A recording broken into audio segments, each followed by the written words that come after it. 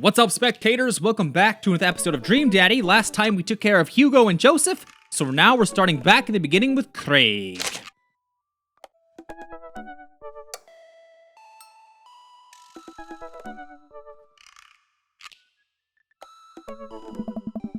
I really want to get some good quality time in with Craig. The last time we hung out, he was so busy with the kids and fending off flirty moms that I feel like we barely talked. Ever since the first time we hung out, I've been trying to get up a little early for runs. I don't think I'm going to be as embarrassing as last time. Maybe I'll even be able to catch up with him now. I type out a message to him on Dadbook. Hey man, been training on my run game recently. Ready for a round 2? He responds almost immediately. Dude, of course, emojis! I don't know why he didn't just send an emoji rather than type it out. He didn't even specify which emoji, just emojis. Another message pops into my inbox. Let's meet up early tomorrow morning for my favorite morning activity. Brunch! I get it. What's that? You run, and then you get brunch. Oh, right. But then you'd have to run and then shower and then get brunch. I mean, doesn't make sense. Craig and I agree to a time to meet in the morning, and I have a chance to spend the evening hanging out with Amanda. So, we doing pizza? Again? Can't we do, like, a salad night? What did you just say? Salad night? Huh? You make me sick. Are you on a health kick? Not yet. I formed the committee to examine the possibility of being on a health kick. They haven't returned with their findings. Dad, if you go on a health kick, then I have to go on a health kick by virtue of being under the same roof as you. I don't know if I have the constitution for that.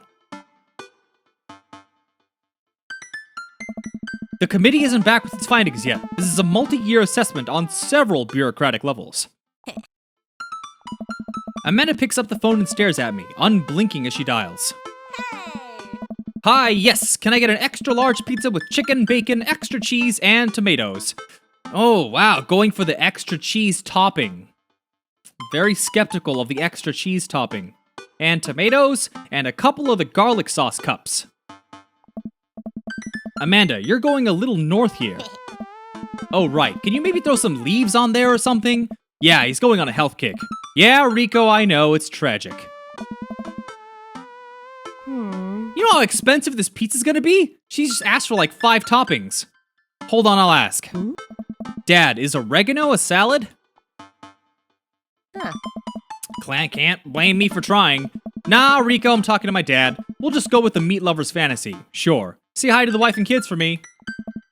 Amanda hangs up. And this is a personal preference, but 3 or more meats on a pizza is too many meats, in my opinion. But, I don't know. That varies, so. The food gets delivered and we plop down on the couch to eat some za. Just be careful. Running is a gateway drug. It's a slippery slope, Dad. First you go on a couple light jogs, and before you know it, you're converting the garage into a home gym and renewing your subscription to some sort of weekly kombucha delivery service.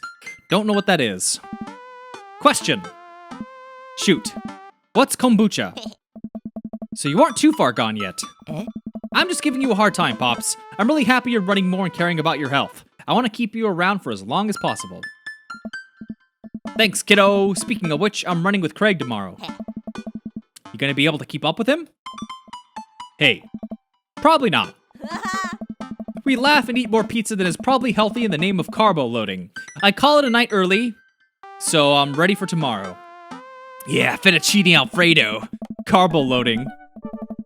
When I first started running in the mornings, it was pretty hellish. Now that I'm a few sessions in, it admittedly has become a little bit easier, despite it always ending in me dry heaving over a trash can. Is that what the runner's high is? Just dry heaving? I lace up my tennis shoes, throw on a t-shirt from Riders Summit I went to 20 years ago, and head out the door at a moderate jog. Craig is already outside with River strapped to his chest. Hey! He's dressed head to toe in color-coordinated running gear. That's literally the same thing he wears every day. Calm down. I look like a total schlub next to this guy. Hey, bro. Morning, Craig. River's gonna be running with us? Oh. Best as she can. We're taking it to the limit. Goo. Oh, I know what that means. Craig hands her a stuffed toy, which makes her smile ear to ear. Oh. That's Arnold, the capybara. Sometimes it's the only thing that'll get her to stop crying. Oh, I've been there. Amanda had a stuffed panda that she carried around everywhere. She would have a tantrum if we even tried to wash it. It was gross. So you've been running lately? Every morning for 30 minutes? I'm basically an elite athlete by this point. Well, I'll try and keep up.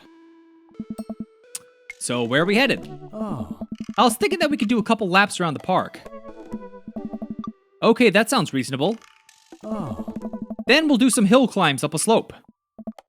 Okay, I can probably handle that. And then we'll close it off by doing some wilderness survival hike running to increase our agility. I'm suddenly struck with the overwhelming need to crawl back into bed. Nice. That sound okay to you? I usually like to throw some timed murder sprints in there, but I'll go easy on you since you're a beginner. It literally sounds like the worst day of my entire life, no thanks. That sounds like something I'm able to physically do. Hey. Great, let's get started. Oh. Craig and I finally arrive at the park. A few other lone joggers make their way around the perimeter, and River waves enthusiastically at everyone we pass. It's a lot more peaceful in the mornings, aside from birds chirping and River gurgling away in the stroller. It's pretty quiet. Alright, good warm-up. That was the warm-up? Nice. Let's start the show. Bro. But wait. Craig reaches into his bag and tosses me a water bottle. I fumble it, but thankfully don't drop it. Oh. You gotta hydrate. I take a long drink from the water bottle and feel reinvigorated. Man, I don't drink enough water. Hey. I look down and pick up Arnold, River's toy, and hand it back to her. Must have dropped this. Thanks for looking out, bro. Hey. You ready? We finally finish our however many 10th lap around the park. I'm breathing heavily, but I can't believe I actually didn't lose to Craig. He's even breathing heavily too, which makes me feel a little better. I look down on my shirt and notice that I'm drenched in sweat. Almost looks like a frowny face. That's one. What? Hey. I'm just kidding. Good hustle out there. I'm impressed. You're way better than the last time I launched you off a treadmill. Yeah, man, you really pushed me to my limit just now. Can't believe I held on. Oh. Sometimes you just need someone there with you to push you to do your absolute best. I'm glad I could be that guy, bro. Who's ready for hill climbs? Blap! There's my little cheerleader. Karate, you ready? You bet! Craig takes me to a separate portion of the walk of the park where there's a steep hill that seems to go up forever. I strain my eyes to see some other joggers at the top. So what do we do now? We run up the thing. That looks like a lot. Karate, there's two things you need to know about this hill. 1, don't stop running till you get to the top. And 2, Craig points to the top of the hill. Bro. That's not the top. Let's do this! Oh. I finally reached the top of the hill after making my way past what I originally thought was the top of the hill. Once there, I hunch over onto my knees and gasp for air. My lungs are like daggers poking my ribs. I can feel my heart in my ears. River, I'm having a moment. Please! Oh boy. Craig looks like he's taking a beating as well. So he is human. Karate, put your arms on your head and stretch out your elbows. It'll help you breathe better. I do as Craig says. It feels a little better, but I'm still in agony. And here.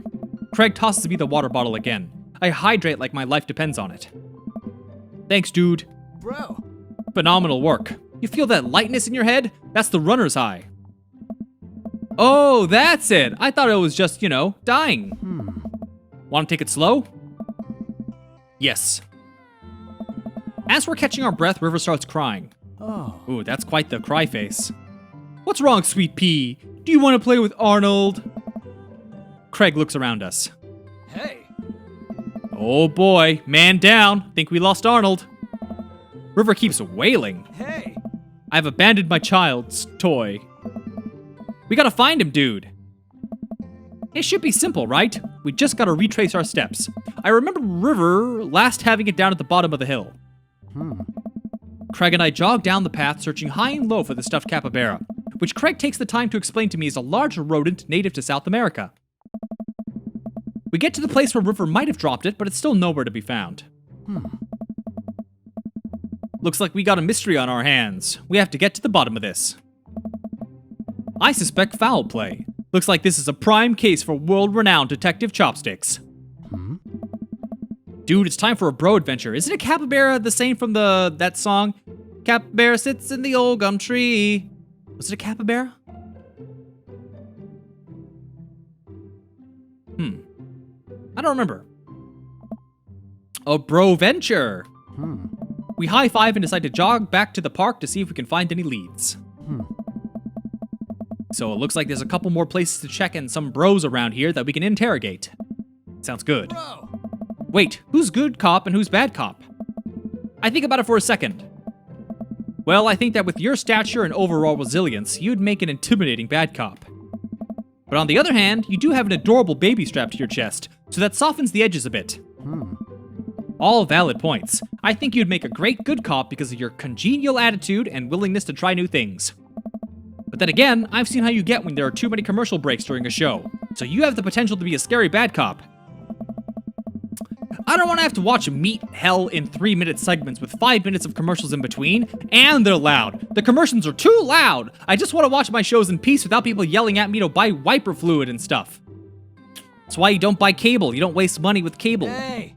Just get streaming services and you're good. Not Hulu, because it's total scam to have to pay for Hulu and you still get commercials. Blows my mind. I would never pay for Hulu. Let's play moment by moment. Oh. Smart. So, where to, Brotective? We make our way over to a small playground at the edge of the park. A couple of kids play on the jungle gym while parents watch on the nearby benches. Over on one of the benches, I spot a familiar face. Craig and I, 2 grown adults, walk onto the playground and begin examining it meticulously for clues.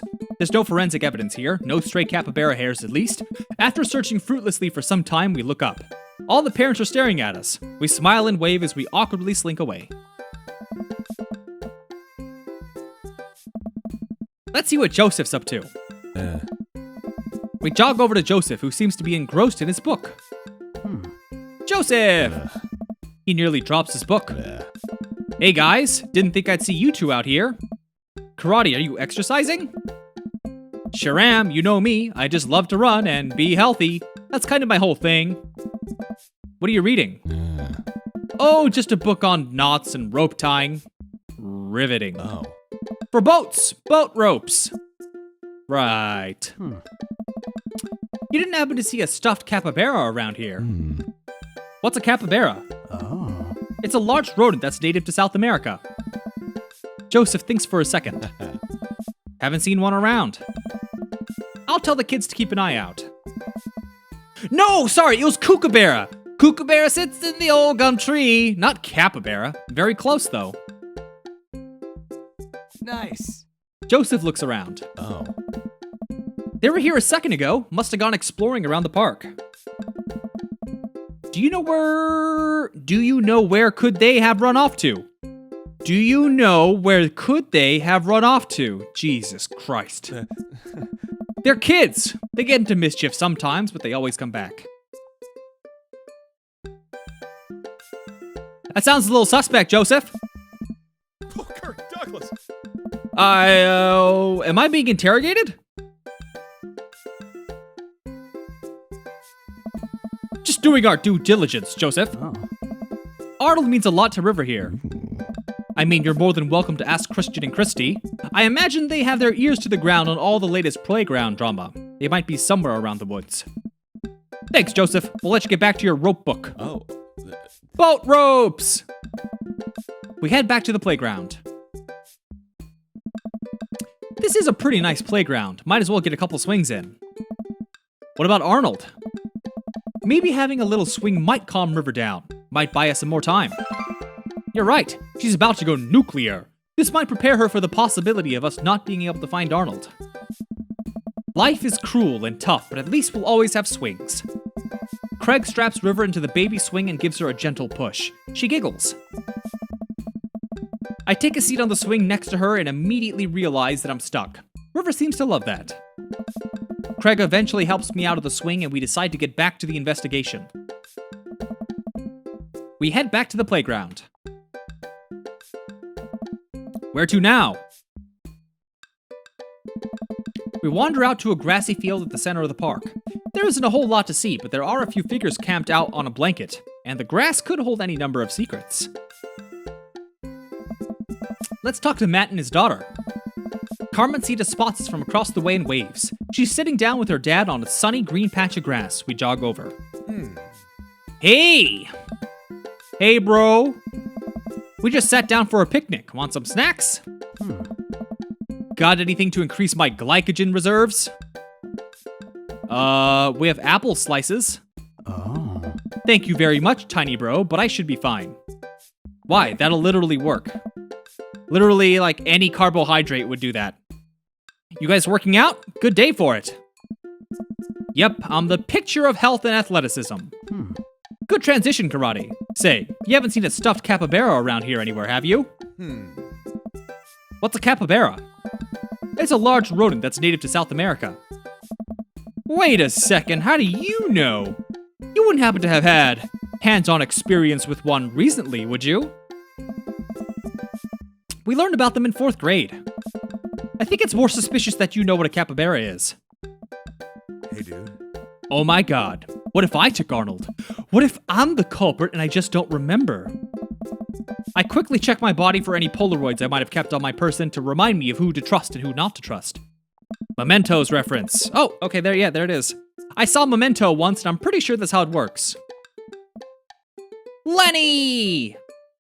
Get it? Get it? But what if that's what I wanted myself to think? No, karate, don't let them win. I shake off the thought.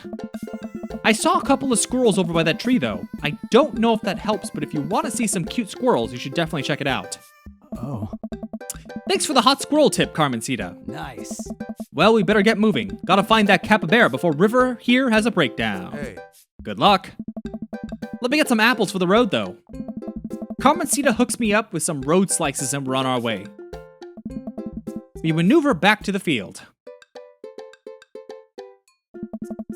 We carefully comb through the field of grass and flowers. I can't seem to find much besides a couple of ladybugs and a nickel. While I'm looking, Craig calls me out to me from across the field. Karate! Oh, man. I jog over. Craig is kneeling in the grass. I approach. This is Arnold's leg. I put my hand over River's eyes. No one should have to be subjected to this senseless violence. My God, who or what would do this? I don't know. I don't know, but now I think we might be dealing with something beyond our grasp. I can't look at this anymore. I turn around, trying to wipe the image of the stuffing strewn across the ground from my mind. Oh. We're running out of time. We may already be too late. Bag and tag it. Let's keep moving. Where did the suspects say the squirrels would be again? Oh. There they are. I totally guessed. Why wouldn't they be at trees, though? Carmencita was telling the truth. These are some rad squirrels. River seems happy. This may have brought us some extra time. We maneuver back to the field. Let me try this. It's always the culprit you least suspect. I get eye to eye with River, who still looks like she's on the verge of tears. Hey. Hey, sweetie, believe me, nobody wants you to find your capybara more than me, but we need more clues, and I think somewhere in that baby brain of yours, you might have something that'll lead us to the perp. So what do you say, kiddo? There! I turn to Craig. We're getting nowhere with the witness. We maneuver back to the field. I've deduced where we should go next. We make our way to the outskirts of the park. There are a couple benches by the dense tree line. Looks like Robert's here all by himself. This also seems like the perfect place to look for clues. Joseph's twins must be around here somewhere. Illidan is out there somewhere. Craig and I search through the outskirts of the woods, hoping to find anything that might lead us to Arnold. There are a couple of cigarettes and empty beer cans scattered around the thicket. This is probably the hot spot for edgy teens to hang out at night and say swears and stuff. But it doesn't look like there was any recent activity that might be capybara related. This might be a dead end, partner, bro. We return to the woods. Joseph's twins must be around here somewhere. Maybe Robert saw something. We walk over to Robert's bench. Oh. Hey, Rob. Mm. Don't call me that. Okay, hi, Robert. Mm. Don't call me that either. Okay. Buddy, I don't know. what are you up to? Oh. Thinking. This is my thinking bench. Hmm. I have to get a solid 2 to 3 hours of brooding in per day, filling quotas. Hmm. Have you by any chance seen a small stuffed capybara around? Mm. It's a large rodent native to South America, I know. Nice. So have you seen one? Hey. A stuffed one, not a real one. That'd be weird. Alright, Robert, we've been nice. Help us out or I'm gonna go off, learn how to fight, and then come back here to kick your ass. You learning how to fight? Please. Well, fine. If you don't tell us what we want to hear, I'm gonna spoil the season finale of Long Haul Paranormal Ice Road Ghost Truckers. Whoa. You're bluffing. My buddy here doesn't play by the rules. Karate will do it. Caleb and Flynn crashed into a haunted... Stop. You're a monster. Robert sighs. I haven't seen any goddamn capybara, okay? Crap, I was really nailing the bad cop bit too. I thought for sure we had something. Now what, bro? Joseph said his twins were around here somewhere, but I have no idea how we're supposed to find them. Wait, those creepy kids? Why didn't you tell me they had something to do with this? Maybe I should have left the good cop, bad cop routine to the pros on TV. Hey. Yeah, Robert, bro. You know where they are? I do. A lot of people underestimate the senses of the man who broods. I saw them lurking around here a little while ago. Oh, the kitties are so cute. Hold on, I have to take a picture. Hold on, I'm taking pictures of the kitties. Oh no, I woke them up. Go back to sleep.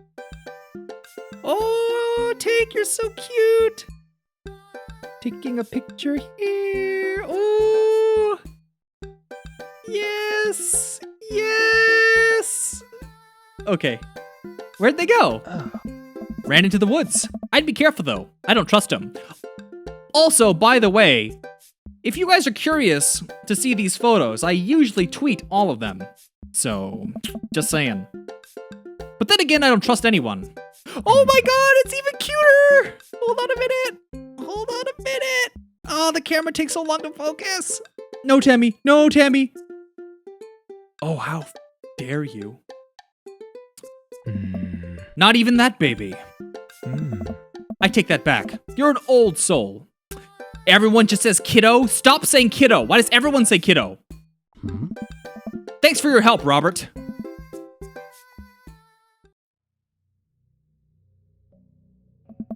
I stare into the depths of the forest. Who knows what could be in there? Are you prepared for what we might face?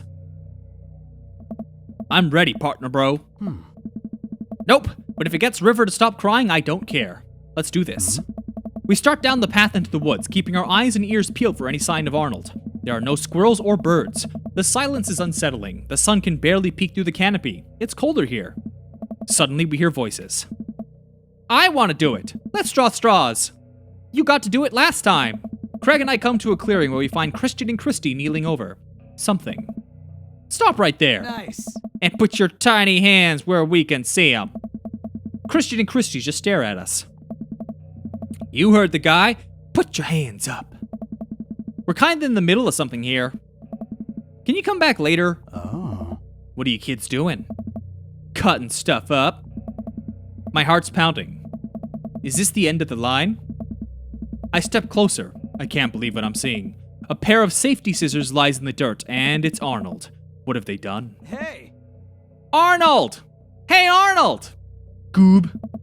You heard the baby. Hand over the capybara. No fair. Finders keepers. That's our property, and you've desecrated it. Well, how can you prove it's yours? Craig holds up Arnold's severed leg. I have to look away. Oh. You two got sloppy. You left evidence behind. I think you'll find that this leg fits perfectly onto his body. What body? How about a deal? You give us the capybara and we don't tell your dad about this. Fine. She hands over the stuffed animal. And give us those safety scissors. They are clearly no longer safe in your hands. She hands them over. I'm glad we can figure this out. Come on, partner. Craig and I start making our way out of the woods. He turns around and calls back to the twins. And tell your dad to stop letting you watch true crime shows. With the capybara back with its rightful owner, Craig and I shamble into a nearby diner, exhausted from our adventure. We find ourselves a corner booth and settle in. That was a tough case, but we cracked it. We're different now. Changed. Did we get in too deep? Bro. It's nothing a hearty brunch can't fix. My stomach rumbles. I suddenly realize how big of an appetite I worked up. Give me brunch! I have strong philosophies on brunch. You see, the first thing you do is divide your brunches between boogie and brunch, the upper class, mimosas and eggs Benedict brunch, and grimy brunch, and give me coffee and bacon and cheesy hash browns brunch. There's a time and place for both. I think most of life is about figuring out which one you need more. So, what kind of brunch dad are you? I have no idea what you're talking about here. Make it fried and oily and clean the floors with the hose and I'll be happy. A fine choice, but wait, aren't you going on a health kick? Nothing like a mountain of cheese potatoes O'Brien to refuel after a run, right bud? That is not even remotely how carbo loading works. I have never eaten more fettuccine Alfredo and drank less water than today. A young waitress passes out menus as Craig situates River into a high chair. Is this your kid? You betcha. She's so cute. Hi, you. Hey kid, middle school is gonna be really tough, but if you can make it through that, you can make it through anything. Middle school? I'm pretty sure that baby's not even at daycare yet. The waitress walks away after winking at Craig. Seems like you're the most eligible dad bachelor in town. Guess so. Anyway, here's the thing about brunch. You don't do business during brunch. Brunch is the time for rest, relaxation, and restoration with those that you love. And while we're having brunch at a traditionally brunch time, the most important thing to remember is that brunch isn't a time, it's a state of mind. Nice. If you can't have brunch on your plate, you can always have brunch in your heart. I don't disagree. I just don't know if I can match your intensity. I'll open your eyes, bro. Just you wait. We order our food, and the waitress, after very blatantly hitting on Craig multiple times, eventually brings us our brunch feast. River munches on cereal right next to us, more or less managing to get it into her mouth. I gotta say, it's really great having you back around to hang out with. Things have been so busy with work and fitness and the kids. I just haven't had time to really go out and get to know people. With you here, it's like we're picking up where we left off. I know the feeling. Moving to a new place could have been really rough for me, especially with Amanda going off to college soon. You're making this a lot easier. Craig smiles. Dude. It feels really good to go on another bro venture with you, just like old times. For a while, I forgot about anything that was bothering me in my life, and it was just you and me and... More coffee? I don't know. Oh, no thank you. So, do you work out? Yeah, mostly calisthenics, but I try to lift as part of the regimen. That's so cool! I've been looking for a workout buddy, you know. I wish I could help you out, but I'm enjoying brunch with my workout bro right now. Hello. Well, if you change your mind. The waitress slides a folded note to Craig and walks away. Craig makes a face as he reluctantly puts it into his pocket. Can't take you anywhere, can we? Rip. It's a blessing and a curse, isn't it? The next time we hang out should be in the middle of the woods, where people can't interrupt us. And also, maybe in some different woods than the ones where little kids like to vivisect things. Craig laughs. Nice. Remember all our camping road trips back in the day? Joshua Tree, Yellowstone, that was the best. I'd give anything to do that all over again. We should do a camping weekend. Oh, I don't know, bro. I'm an adult now. I have all these adult responsibilities. I don't think I can just drop everything to go hang out in the woods for a few days, you know? Come on, if we plan things right, we can do this. Craig, don't you ever do anything for yourself? He stares into his coffee mug. Of course I do. Like what? Sometimes I let myself have 1 scoop of vanilla ice cream before bed, but only if I didn't meet my caloric intake for the day. I don't know. And sometimes I let myself hit the snooze alarm, but only once. You gotta relax sometime, or it's gonna kill ya. Please come camping with me. It'd be so fun. Huh? Guess I could take the kids for the weekend. Oh. I'll think about it. Hmm. We finish our brunches and head back to the cul-de-sac. Oh. By the way, great job keeping up today. Seems like you're already making a lot of progress. I'm probably gonna need a little bit of recovery time after this. Tell the girls I said hello. Hey. I will. See ya, brotective. I say goodbye to Craig and step inside. I'm ready for a shower, a gallon of water, and a nap. I bet Amanda's still asleep. I crack open her door to find her still in bed, sleepily scrolling through her phone.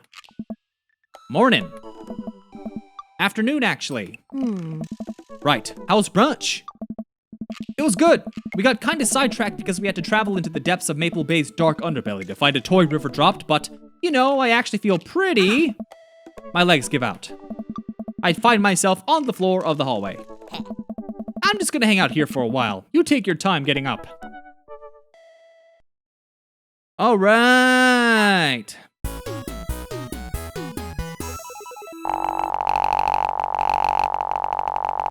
S. That was an amazing date.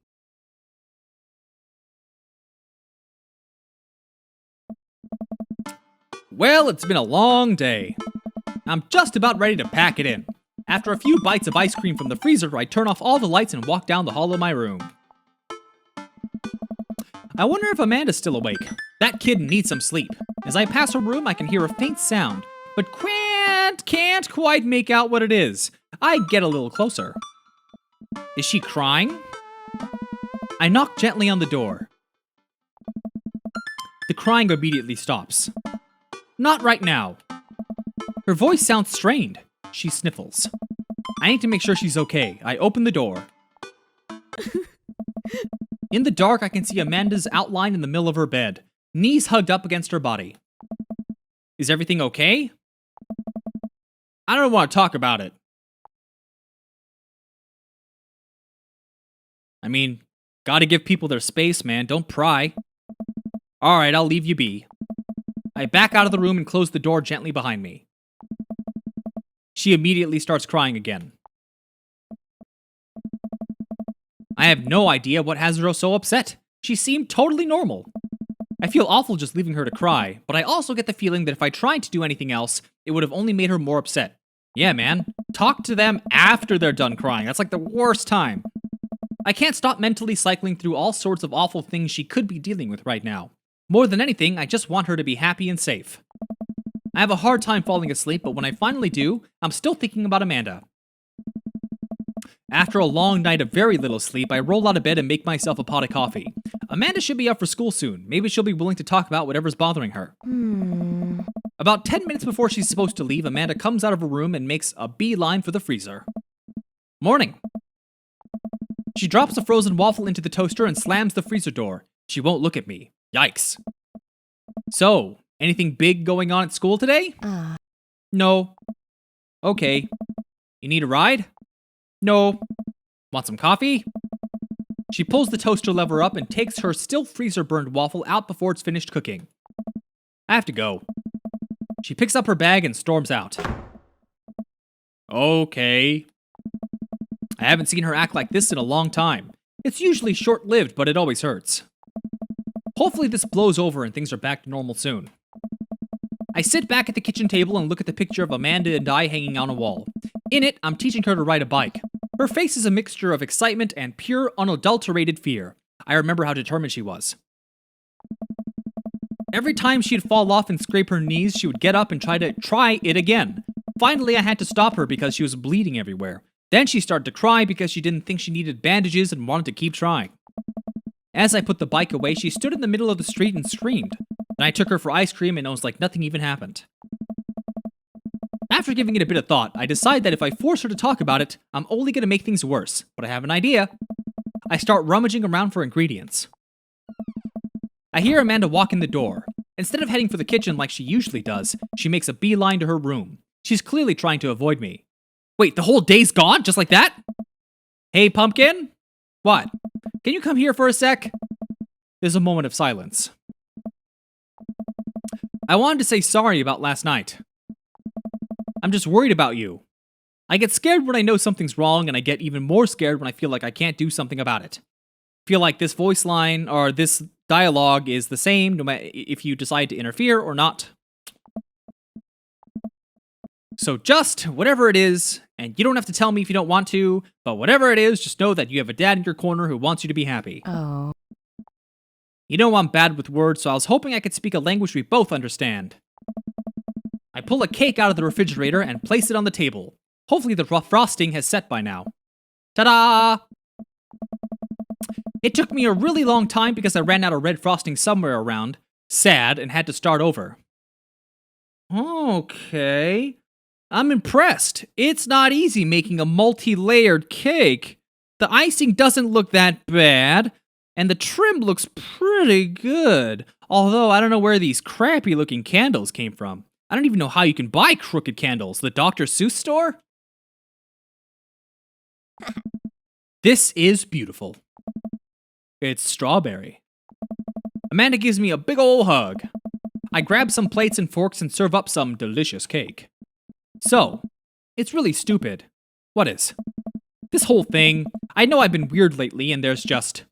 I don't even know how to explain it. I feel like I might have to make you a chart. I'm listening. Want me to take notes? Guess I should start from the top. So, you know how Emma R is going to that fancy art school in California, right? Emma R.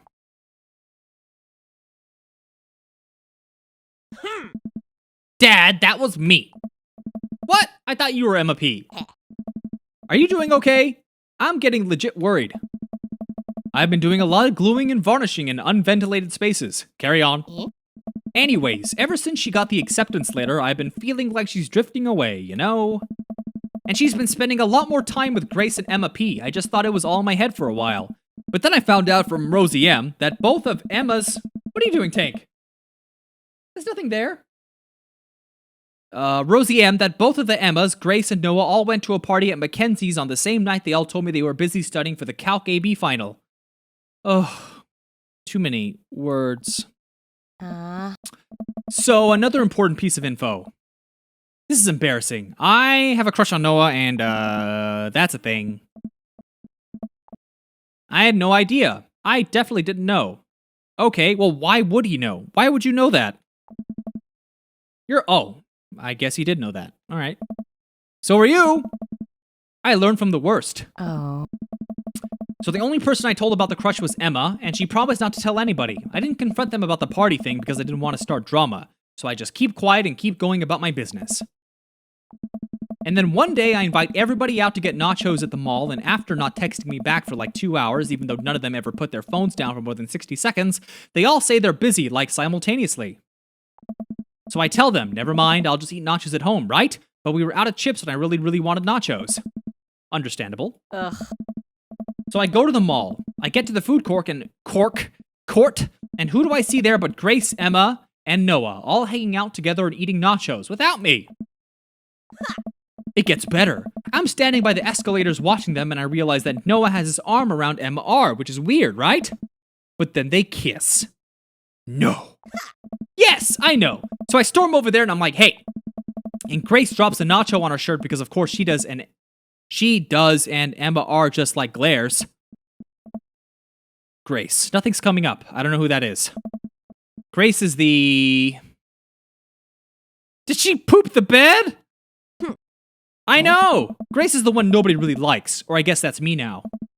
But anyway, nobody will say anything and I'm just like, you guys suck, which I realize is not the most eloquent thing to say, but I was very angry and really embarrassed and just wanted to get out of there. So I left, without nachos, might I add, which only further contributed to this shitty day, and immediately drafted a super long text to the group chat asking them why they've been so weird. And I wrote another one to Emma, asking how long the Noah thing's been going on, and sorry, I know that's a lot. You still following? Okay, get a load of this. Emma R says, you know what? Let me just read it to you.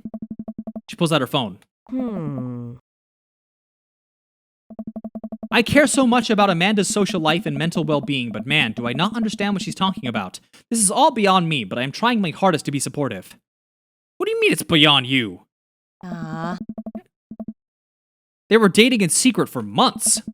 So I told her that she's being a really terrible friend, and she's like, well, if you think I'm so terrible, then just stop being my friend. And I was like, okay. And then she left me on read? What the f does that mean? Left me on read? What's that? She saw my message and didn't reply. And I know because there are read receipts. I don't know what read receipts are, but I'm just gonna nod and pretend I understand. Gotta turn those off. Turn it off. Read receipts strain relationships. Turn it off! So while this is all happening, I'm talking to Emma P. and about how mad I am because she's at least being kind of reasonable, and I'm venting to her about how pissed I am at everybody and stuff. Then out of nowhere, Noah texts me and is like, how could you say that about me? And I'm like, say what about you? And tells me that Emma P. sent screenshots of everything I told her to the group chat that I got kicked out of. I think you lost me at screenshots, but that definitely sounds bad. There's so much more, but honestly, it's all just really stupid teenager stuff. The bottom line is that everybody dropped me off, half of my grade hates me, and now I have no friends. They find really weird ways to try to make your character sound stupid. Well, not stupid, out of touch, but it's very forced. Amanda, I'm sorry. I almost expected it from everybody else, but Emma R's been there since Mom died. I can't believe she just stabbed me in the back like that. I'm not even that mad that she's dating Noah. I'm just upset that she lied to me about it for so long. Amanda stabs at the remnants of her cake. Okay, I take it back. I'm kind of mad she's dating Noah. What did I do wrong? Why did everyone just suddenly decide I'm not cool anymore? Why wasn't I enough? I don't understand.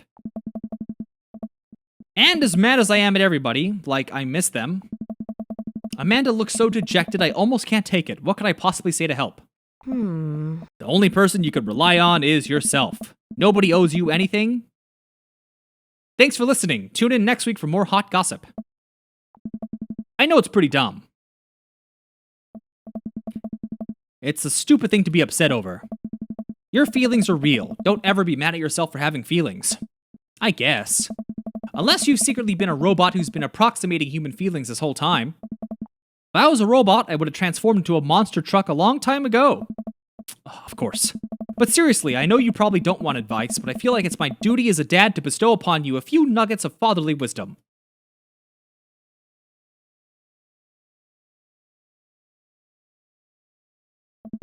People are going to come in and out of your life. It's just how it works. Not every friendship's going to last forever, so cherish your friends while you have them. And when it's over, don't dwell so much on the bad stuff. You had some good times with Emma R, but you guys grew apart. Learn from it and keep moving forward. There are so many new friends to make, and they're going to be so much cooler than Emma R and the rest. Ultimately, I think this says way more about their character than it does about yours, because you're amazing. And if they can't see that, well, that's their problem. I'll keep that in mind. I look down at the table. Did we just eat that whole cake? Yes, we did. No, you didn't. Don't lie to me. Good talk. Amanda gets up to go to her room. Before she closes her door, she turns around. Hey. Thanks. You're always welcome. Love you. I love you too, Dad. Oh, they voiced the whole line. Welcome. You've got dads. I like those moments. They sort of wedge them in after dates randomly, but they're always nice. So I guess next time, we'll have to deal with Matt, and depending on how long that is, we might be able to squeeze in Brian. Well, a Matt-Brian day. Alrighty, well, stay tuned for the next episode, and thanks for watching. Bye-bye!